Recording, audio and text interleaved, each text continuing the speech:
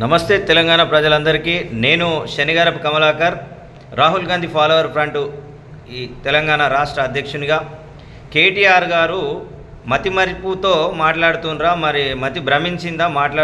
మాట్లాడేటప్పుడు కూడా ఆయనకి ఏ ఆలోచనతో మాట్లాడుతుండో తెలియడం లేదు. కానీ ఈరోజు రాహుల్ గాంధీ ఓట్ చోరీ విషయంలో ఆయనే దానిపైన పోరాటం చేస్తే ఈయన ఎమ్మెల్యే చోరీ అంటాడు.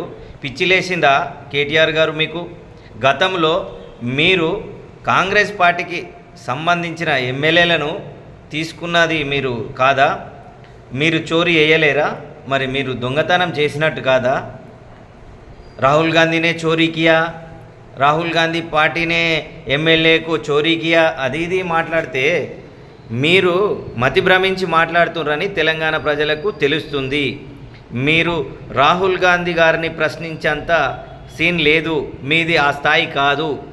బీఆర్ఎస్ పార్టీని భారతదేశంలో తీసుకుపోతాన్న పార్టీ ఇలా కనీసం తెలంగాణలో కనుమరుగైంది. ఇంకా ఆయంత ఎమ్మెల్యేలు కూడా రారని చెప్పి సందర్భంగా తెలియజేస్తున్నాను. రేవంత్ రెడ్డి గారి పైన కానీ మా కాబోయే ప్రధానమంత్రి పైన కానీ అనుచిత వ్యాఖ్యలు చేస్తే ఖబర్దార్ అని సందర్భంగా తెలియజేస్తున్నాను. జై రాహుల్ గాంధీ, జై రేవంత్ అన్న.